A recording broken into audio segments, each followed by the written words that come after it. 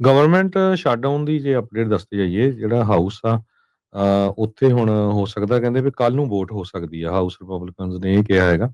Senate ਦੇ ਵਿੱਚੋਂ already ਜਿਹੜਾ ਹੈ ਉਹ ਪਾਸ ਹੋ ਚੁੱਕਾ ਹੈਗਾ।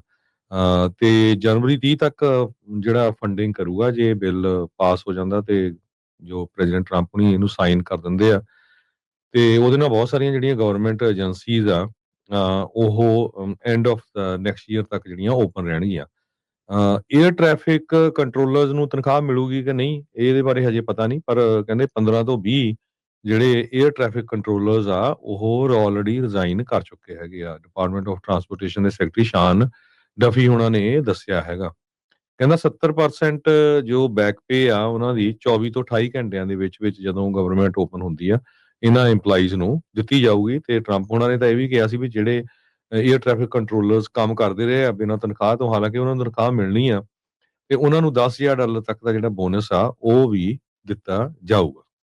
ਜੀ, ਸ਼ੌਨ ਡਫੀ ਉਹਨਾਂ ਨੇ ਅੱਜ ਇੱਕ ਵਾਰੀ ਫਿਰ ਚੇਤਾਵਨੀ ਦਿੰਦੇ ਹੋਏ ਕਿਹਾ ਵੀ ਜੇ ਸ਼ਟਡਾਊਨ ਵੀਕਐਂਡ ਤੱਕ ਐਕਸਟੈਂਡ ਹੁੰਦਾ ਆ ਤਾਂ ਤੁਸੀਂ ਬਹੁਤ ਹੀ ਜ਼ਿਆਦਾ ਇਸ ਦੇ ਮਾੜੇ ਸਿੱਟੇ ਏਅਰ ਟਰੈਵਲ ਦੇ ਲਈ ਦੇਖੋਗੇ। ਫਰਾਈਡੇ, ਸੈਟਰਡੇ, ਸੰਡੇ ਦੇ ਵਿੱਚ ਕਹਿੰਦੇ ਵੀ ਜੇ ਸ਼ਟਡਾਊਨ ਇਦਾਂ ਹੀ ਕੰਟੀਨਿਊ ਰਿਹਾ, ਬਿਗ ਡਿਸਰਪਸ਼ਨਸ ਜਿਹੜੀਆਂ ਇਸ ਦੇ ਵਿੱਚ ਹੋਣਗੀਆਂ ਜੇ ਸਰਕਾਰ ਮੁੜ ਦੁਬਾਰਾ ਨਹੀਂ ਖੁੱਲ੍ਹਦੀ ਹੈਗੀ।